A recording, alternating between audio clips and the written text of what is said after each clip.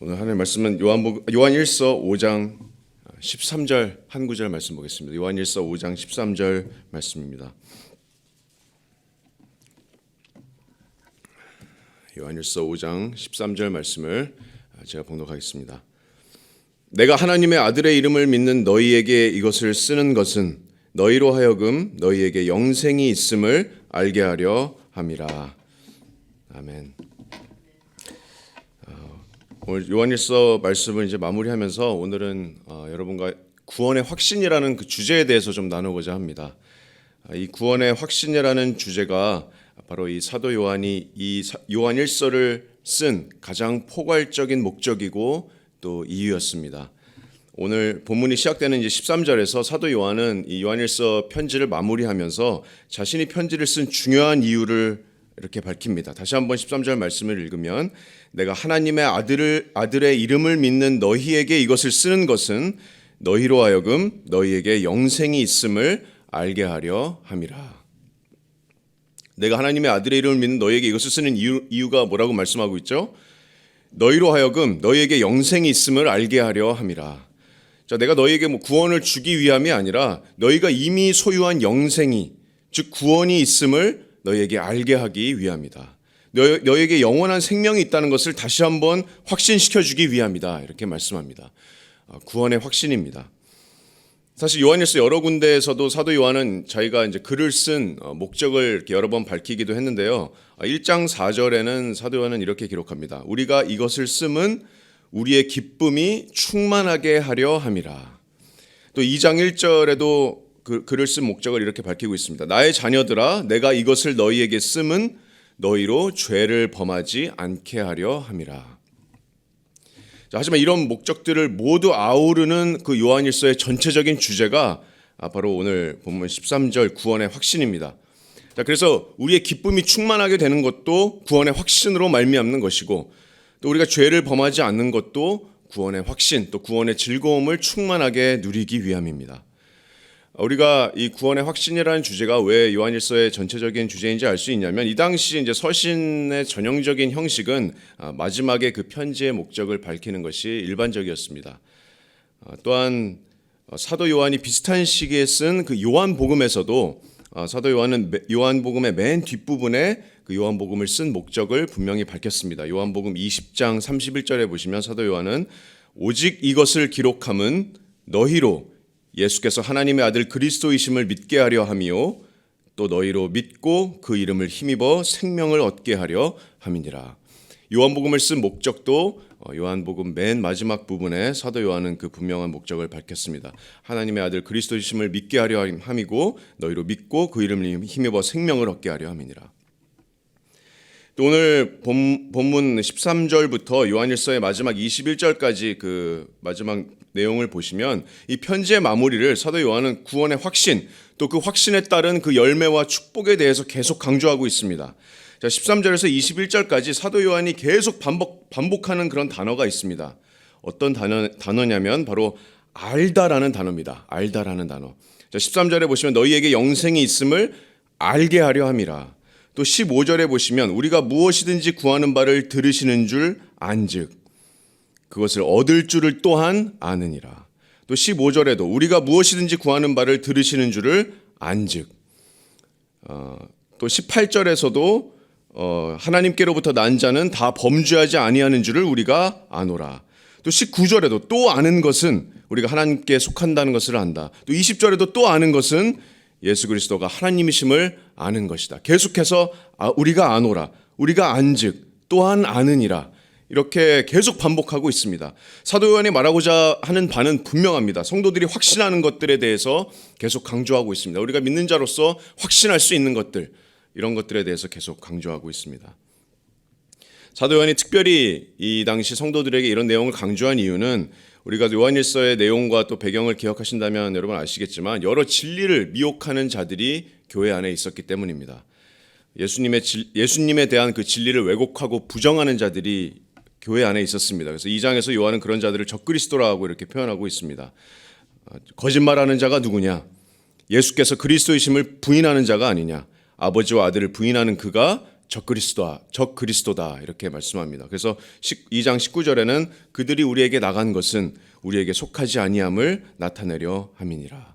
자, 그렇게 너희를 미혹하는 자들이 너희 안에서 나갔었다. 이렇게 사도 요한이 얘기합니다. 그래서 이런 거짓 가르침과 또 같이 믿음 생활하다가 우리 안에서 나간 이런 자들로 인해서 교회 안에 혼란과 또 두려움이 있을 수도 있고 또 의심하는 것이 있을 수도 있습니다. 거짓 가르침은 성도들을 충분히 의심하게 만들 수 있습니다. 또 나간 사람들을 바라보면서 혹여나 이렇게 생각했을 수도 있습니다. 정말 저들이 맞는 건가? 내가 믿는 것이 정말 맞는 것인가? 내가 정말 놓친 게 있는가 아닌가? 내가 정말 구원받은 자인가? 그래서 사도 요한은 성도들이 모두 분명하고 확실하게 알기를 원했습니다. 너희가 소유한 것은 영원한 생명이다. 너희는 진리를 아는 자들이다. 너희에게 영생이 있음을 알게 하려 함으로 내가 이 편지를 썼노라. 의심하지 마라. 두려워하지 말라. 혼란스러워하지 마라. 너희의 구원의 확실함을 더 깊이 깨닫기를 내가 원하노라. 라는 그런 목적으로 사도 요한은 이 요한일서를 썼습니다. 여러분, 이 구원의 확신은 또 이 요한일서의 전체적인 메시지는 오늘날 우리 많은 성도들에게도 정말 필요한 메시지입니다. 우리가 자주 접하는 우리 성도들의 고민과 번뇌 중에 하나가 바로 이 구원의 확신과 관련된 문제들입니다. 정말 내가 구원받은 사람이 맞는 건지, 어쩔 땐 정말 구원의 확신이 많이 없는 그런 성도들도 우리가 보게 됩니다. 혹시 우리 성도님들 중에서도 혹시 지금 구원의 확신이 없어서 힘들어하고 계신 분이 혹시나 있을지도 모르겠습니다. 여러분, 구원받은 자들도 구원의 확신에 흔들릴 수 있습니다. 왜 구원의 확신이 흔들릴까요? 여러 가지 이유가 있을 수 있는데, 이처럼 교회에서 만약에 잘못된 가르침이 전해지고 있다면, 내가 구원을 받았지만 교회에서 우리 구원의 유무는 죽어봐야 알 수 있다고 이렇게 교회에서 가르친다든지, 아니면 내가 받은 구원을 잃어버릴 수도 있다고 이렇게 교회에서 가르치던지 이런 잘못된 가르침은 성도들이 받은 구원을 의심하게 만들 수 있습니다. 또 내 안에 있는 죄 때문에 나의 구원을 의심하게 만들 수도 있습니다. 구원의 확신을 잃어버릴 수도 있습니다. 그래서 다윗도 그 밧세바와 간음하고 나서 나단이 와서 책망했을 때 그때 쓴 그 시편 51편에서 다윗은 하나님께 간구하면서 구했던 것은 나의 구원을 회복시켜 주세요 이렇게 구했던 게 아니라 나의 구원의 즐거움을 회복시켜 주시옵소서 이렇게 시편 51편에서 하나님께 구했습니다. 죄 가운데 빠져 있으면 나의 구원의 즐거움, 구원의 확신을 잃어버릴 수가 있습니다. 또 우리가 복음에 대한 이해나 구원에 대한 이해나 또 하나님께서 구원을 통해서 내려주신 여러 은혜의 축복들, 또 말씀 생활, 기도 생활, 예배 생활 이런 것들에 멀어져 있어도 구원의 확신에 흔들릴 수 있습니다. 아니면 우리 삶에 일어나는 어떤 시험들, 시련들, 또 고난들 이런 외부적인 것들로 인해서 나의 믿음이 흔들리고 또 구원의 확신이 흔들릴 수도 있습니다. 하지만 여러분, 구원의 확신은 믿는 자들에게 정말로 중요합니다. 물론 구원의 확신이 있다고 해서 모두가 다 구원을 받았다는 의미는 아닙니다. 이단들도 자신들이 구원받았다는 확신은 분명하게 있습니다. 그렇죠? 또 교회 안에도 구원받지는 않았지만 구원의 확신이 있는 사람들이 있을 수 있습니다. 그 사람들이 마지막 날에 마태복음 7장에서 예수님 앞에 선 것 같이 주여 주여 내가 주님의 이름으로 이런 것들을 했습니다 했을 때 주님이 뭐라고 하셨죠? 불법을 행하는 자들아 내게서 떠나가라. 내가 너희를 도무지 모른다. 이렇게 교회 안에서도 구원을 받지도 않았지만 정말 주님을 주여라고 부르는 사람들이 있을 수 있습니다. 그래서 우리가 구원의 확신 그 하나만으로는 어떤 사람의 구원을 우리가 단정 지을 수는 없지만 정말 중요한 것은 구원받은 자라면 하나님께서 구원의 확신을 약속해 주셨습니다. 여러분, 정말 구원받았다면 하나님께서는 그 놀라운 그 구원의 사실을 여러분이 알기를 원하십니다. 그리고 그것은 주님께서 주시는 축복입니다. 우리 안에 구원의 확신이 더 충만해지면 충만해질수록 우리가 고민하는 많은 것들이 정말 눈 녹듯이 사라질 수도 있습니다. 우리 삶에서 내가 힘들어했던 것들, 이것이 내가 구원받았다는 기쁨에 내가 더욱 충만해지고 더욱 차오른다면 힘든 것들이 그냥 다 사라질 수 있습니다. 우리가 정말 하나님을 예배하는 그 기쁨으로 정말 충만하게 될 수 있습니다. 우리가 구원의 기쁨, 구원의 확신에 내가 더 충만해진다면 하나님을 더 사랑하고 또 하나님께 더 순종하기를 원하고 더 겸손해지고 더 형제 자매를 사랑하고 더 교회를 사랑하고 이것이 모두 다 구원의 확신으로부터 오는 열매라고 생각할 수 있습니다. 또한 주님께서 우리에게 주시는 축복이라고 우리가 생각할 수 있습니다. 그래서 구원의 축복, 구원의 확신이 얼마나 중요한지 여러분 아시겠죠? 예수님께서도 말씀하셨습니다. 예수님께서도 누가복음 10장 20절 말씀에서 70인들이 이제 전도를 끝나고 돌아와서 예수님께 우리가 이런 일들을 행하였습니다 보고했을 때 예수님께서 귀신들이 너희에게 항복하는 것으로 기뻐하지 말고 너희의 이름이 하늘에 기록된 것으로 기뻐하라 이렇게 말씀하셨습니다. 또 하나님과 평생 또 죄를 짓고 걸려 넘어지긴 했지만 하나님과 깊은 교제를 나눴던 다윗도 정말 많은 시편에서 이 구원의 확신, 구원의 즐거움을 노래했습니다. 우리가 잘 아는 시편 23편 6절 말씀에서도 다윗은 내 평생의 하나님의 선하심과 인자하심이 반드시 나를 따르리니 내가 여호와의 집에 영원히 살리로다. 정말 구원의 확신으로 충만한 사람의 마음에서부터 나오는 이런 고백입니다. 여러분도 이 구원의 확신으로 충만하십니까? 여러분의 마음이 정말 구원받았다는 이 기쁨으로, 구원의 즐거움으로 충만하십니까? 하나님께서 그 구원의 확신을 여러분의 마음 가운데 충만하게 채워주시기를 원합니다. 하나님께서 원하는 것입니다. 그것이 사도 요한이 이 요한일서를 쓴 전체적인 그런 이유입니다. 5장 13절에서 사도 요한은 말합니다. 내가 하나님의 아들의 이름을 믿는 너희에게 이것을 쓰는 것은 너희로 하여금 너희에게 영생이 있음을 알게 하려 함이라. 사도 요한은 이 글을 아무에게나 쓰지 않았습니다. 누구에게 분명한 수신자가 있습니다. 누구에게 썼다고 말씀하고 있죠? 바로 하나님의 독생자 예수 그리스도의 이름을 믿는 자들에게 이것을 썼다라고 말씀하고 있습니다. 여러분, 예수님의 이름은 예수님의 모든 것을 대변합니다. 예수님의 이름은 예수님께서 완전한 하나님이신데 우리가 지금 성탄절을 맞이하면서 완전한 사람의 몸을 입고 오신 것, 또 예수님께서 모든 그 신성과 모든 능력을 우리가 믿는 것, 또 예수님께서 나를 먼저 사랑하셔서 나를 위해서 십자가에서 고난을 받으시고 죄의 대가를 모두 받으셨다는 그 사실을 믿는 것, 또 그리고 사흘 만에 부활하시고 또 하늘로 승천하셔서 지금 하늘 보좌 우편에서 우리를 위해서 중보하고 계시다는 것을 믿는 것, 또 예수님께서는 다시 오셔서 유다의 사자, 심판자로 다시 오셔서 이 세상을 공의로 심판하실 것을 믿는 것, 그것이 바로 예수 그리스도의 이름을 믿는 것입니다. 여러분, 이 사실들을 믿으십니까?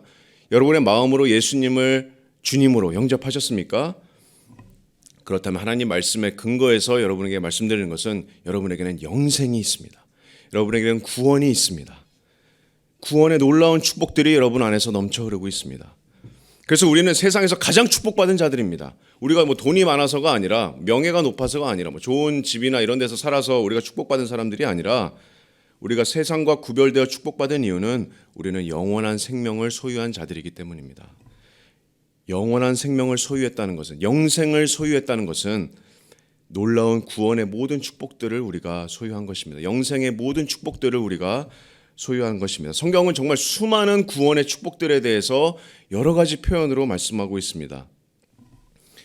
우리가 성경에서 우리는 거듭났다고 말씀하고 있죠. 거듭났다고 말씀하고 있습니다. 우리의 심장은 돌과 같았습니다. 하나님을 미워하는 심장이었고 또 하나님과 원수된 자들이었고, 한마디로 우리는 허물과 죄로 죽은 자들이었습니다. 진리의 눈이 어두운 자들이었습니다. 하지만 하나님께서 주권적으로 우리의 마음을 여셔서 그 돌 같은 마음을 완전히 제거해 버리시고 우리에게 완전한 새로운 심장을 주셨습니다. 그 새로운 심장은 주님의 영광을 위해서 뛰는 심장이고, 이제는 그래서 내가 사는 것이 아니라 내 안에 있는 예수 그리스도께서 사시는 것이라 성경은 말씀하고 있습니다. 이제는 정말 처음으로 하나님께서 기뻐하시는 일을 우리는 할 수 있습니다. 그것이 거듭남의 축복입니다. 또한 우리가 거듭남과 동시에 성경은 우리가 의롭게 되었다라고 분명하게 말씀하고 있습니다. 하나님의 법정에서, 거룩하신 하나님께서 심판장으로 계시는 그 법정에서 우리의 모든 추악한 죄들이 낱낱이 적혀있는 그 책들이 있었지만, 우리의 모든 추악한 죄들의 기록이 전부 다 지워졌습니다. 완전히 깨끗하게 지워졌습니다. 동이 서에서 먼 것 같이 우리의 죄가 완전히 없어졌습니다. 왜냐하면 죄가 없으신 예수님께서 우리를 대신해서 우리를 위한 화목제물이 되어주셨기 때문입니다. 그리고 이제 그 책에는 단 한 단어만 적혀 있습니다. 한 단어만. 너희는 의로운 자다. 너는 의로운 자다. 너는 하나님 앞에서 의로운 자다라는 그 단 한 단어만 쓰여져 있습니다. 우리의 공로가 아니라 예수 그리스도의 그 십자가의 공로로 우리가 의롭다 하심을 받았습니다. 그래서 하나님께서 저와 여러분을 보실 때 이제는 완전히 의로운 자로, 거룩하고 흠이 없고 점도 없고 깨끗한 자로, 예수 그리스도의 온전한 공의의 옷을 입고 있는 자로 우리를 바라보십니다. 영광스럽게 의로운 자로 우리가 하나님 앞에 설 수 있습니다. 또한 우리를 향한 대언자가 계십니다. 요한일서 2장 1절 말씀에 사도 요한은 아버지 앞에서 우리에게 대언자가 있으니 곧 의로우신 예수 그리스도라라고 분명하게 말씀하고 있습니다. 우리가 구원받아도 죄를 짓고 또 넘어져도 우리에게는 이 대언자이신 예수 그리스도께서 계십니다. 의로우신 예수 그리스도께서 계십니다. 그래서 우리를 위해서 예수님께서 대언하십니다. 이 사람이 또 죄를 지었군요. 뭐 그런 의도가 아니었는데 이렇게 성부 하나님께 변호하는 것이 아니라 주님께서는 내가 이 자를 위해서 죽었습니다라고 분명하게 말씀하십니다. 내가 이 자를 위해서 내가 십자가에서 이 자의 죄의 모든 대가를 내가 다 받았습니다. 이렇게 대언하십니다. 성부 하나님도 이 아들의 이 놀라운 대언에 온전한 기쁨으로 동의하십니다. 그래서 우리는 예수님의 대언의 사역으로 단 한순간도 의롭지 않은 적이 없습니다. 계속해서 우리는 하나님 앞에서 의롭다 하심의 상태로 끊임없이 용서받고 끊임없이 의롭게 됩니다. 그래서 단번에 이루신 이 죄의 용서 또 하나님의 의롭다 하심의 이 선언은 영원하고 또 무한한 것입니다. 그리고 우리가 하나님 앞에서 의롭다 하심 받은 것도 너무나도 귀한 축복이고 놀라운 축복인데 하나님께서는 거기에서 더 나아가서 이제 우리에게 말씀하십니다. 우리를 어떤 죄인의 번호나 우리 수감 번호, 죄인 번호나 수감 번호로 부르지 아니하시고 하나님께서는 우리들에게 너는 내 아들이다, 내 딸이다 이렇게 말씀하십니다. 너는 천국의 가족이다. 나를 아바 아버지라고 부르라 이렇게 말씀하십니다. 그래서 사도 요한이 이 놀라운 하나님께서 우리 아버지 되심에 감격해서 요한일서 3장 1절 말씀에서 보라 아버지께서 어떠한 사랑을 우리에게 베푸사 하나님의 자녀라 일컬음을 받게 하셨는가 다시 한번 우리에게 상기시켜 줍니다. 이렇게 우리가 받은 놀라운 구원의 축복이 바로 영생의 축복입니다. 또 그 영생은 단순히 과거에서 일어난 일이 아니라 지금 우리가 이 삼위의 하나님 놀라우신 그 구원의 우리의 주님과 함께 주님을 알고 또 교제하는 것 이것이 또한 영원한 생명입니다. 그래서 영생은 곧 유일하신 참 하나님과 그가 보내신 자 예수 그리스도를 아는 것이다. 우리가 계속해서 지금도 교제하고 있는 이 주님과 교제하는 것 이것이 바로 영생입니다. 또한 그 영생은 과거에도 그랬고 지금도 그랬고 미래에도 우리가 나타나는 소망입니다. 요한일서 2장 28절 말씀에 자녀들아 이제 그의 안에 거하라. 이는 주께서 나타나신 바 되면 그가 강림하실 때 우리로 담대함을 얻어 그 앞에서 부끄럽지 않게 하려 함이라. 우리가 그 날이 올 것인데 우리가 주님 앞에 서는 날이 올 겁니다. 그 앞에서 주님 우리를 구원하신 그 주님의 놀라우신 은혜 앞에서 우리가 주님의 얼굴을 마주보고 주님께 찬양을 올려드리게 될 것입니다. 우리가 그의 안에 거할 때 구원의 확신 가운데 거하고 있을 때 우리가 그 앞에서 정말 정말 거룩하신 심판장 앞에서 우리가 담대함을 얻어서 그 앞에서 한 점 부끄러움 없는 자로 서게 될 것입니다. 여러분 이것이 영생의 축복을 소유한 자들의 놀라운 특권입니다. 말씀을 맺겠습니다. 우리가 좌절해 있을 때를 한번 생각해 보시기 바랍니다. 우리가 죄에서 허우적대고 있을 때 혹은 낙심해 있을 때 아니 우리는 이렇게 쉽게 생각하기를 내가 이렇게 하나님께 잘못하고 죄를 지으면 하나님께서 나를 사랑하시지 않는 건 아닌지 하나님께서 이제 나를 포기하시지 않는 건 아닌지 내가 이렇게 또 넘어졌는데 하나님께서 이제 나에게 가망이 없다고 생각하시는 건 아닐지 우리가 이렇게 생각할 때도 있습니다. 하나님께서 이제는 나에게 진노하시고 이제는 나에게 심판하시겠지 이렇게 생각할 때도 있습니다. 여러분 하지만 그것은 성경적이지 않은 생각입니다. 여러분 하나님께 속하지 않은 자들에게 부어질 하나님의 진노와 심판을 우리가 축소시킨다면 그것은 성경적이지 않은 생각입니다. 그렇죠? 하지만 반대로 그리스도 안에서 또 하나님의 사랑 안에 있는 그런 자녀들 위에 머물러 있는 하나님의 영원하시고 무한하시고 거룩하신 사랑을 내가 축소시킨다면 그것 또한 성경적이지 않은 생각입니다. 여러분 하나님께서는 정말 조건 없이 한계 없이 무한하게 영원하게 사랑하십니다. 우리의 불순종도 그리스도 안에 있는 하나님의 사랑에서 우리를 끊을 수 없습니다. 하나님께서는 지금 우리로 인하여 기뻐하고 계십니다. 그것이 시편 149편 4절 말씀 여호와께서는 자기 백성을 기뻐하신다라고 말씀하고 있습니다. 우리를 향한 하나님의 기뻐하심과 또 사랑하심은 단 한순간도 더해질 수도 없고 덜해질 수도 없습니다. 우리에게 머물러 있는 하나님의 사랑은 거룩하신 사랑이고 충만한 사랑입니다.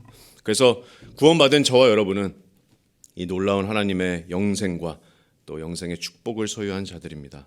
그래서 우리가 구원의 확신으로 충만한 삶, 죄와 멀어지는 삶, 그래서 믿음의 주요 또 온전하게 하시는 우리 주님을 더욱더 바라보는 삶, 이런 삶으로 주님께서 우리를 인도해 주시기를 주님의 이름으로 축복합니다.